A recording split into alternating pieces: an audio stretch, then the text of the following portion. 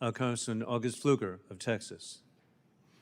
Thank you, Mr. Chairman, and thank you for letting me wave on to this committee. I know that we've been having this discussion between several members, bipartisan discussions on this very important issue. So I very much appreciate the ability to wave on today, and obviously have some concerns about what has happened in the past few weeks and months, and appreciate you being here, Mr. Liu. Thank you for your time today. These questions have probably been asked, but I want to ask them again.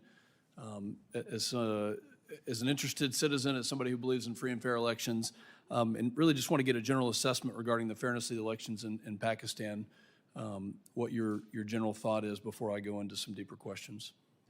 Sir, we share the view of local election observers who have, in summary, said this was a competitive and orderly election, but they note irregularities in the compilation of the results that should be fully investigated.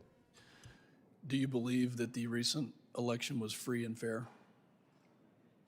Sir, we have never used the term free and fair in the characterization of this election. To what level, then, would you say interference happened? Sir, we have expressed, and I've said this multiple times today, serious concerns about the pre-election environment, violence that occurred, terrorism and political violence. We have expressed concern about the failure to register individual candidates and political parties, the mass arrests of those in opposition, the shutdown of internet, and the censorship and pressure placed on journalists. Do you believe that those, without those specific examples, and would definitely like to hear more examples, but without those examples of interference, I'm not sure if you're going to use that term, but please tell me what adjective you would use to describe it, and without those things having happened, would the election results be different? Sir, you ask an important question, and I think the answer to your question is the Election Commission of Pakistan, should it find that these irregularities are substantiated, should rerun elections where there's been interference. And that's the way the Pakistani people will know.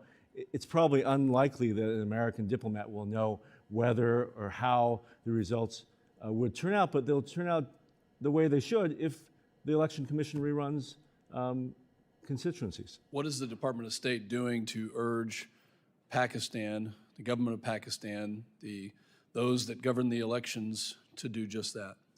Sir, we have made very clear public and private statements. We have said so clearly to Pakistan's leaders, but also to election officials, that it is an expectation of all of Pakistan's partners, not only the United States, that they conduct elections with integrity. So you believe these should be fully investigated and adjudicated? Yes, sir.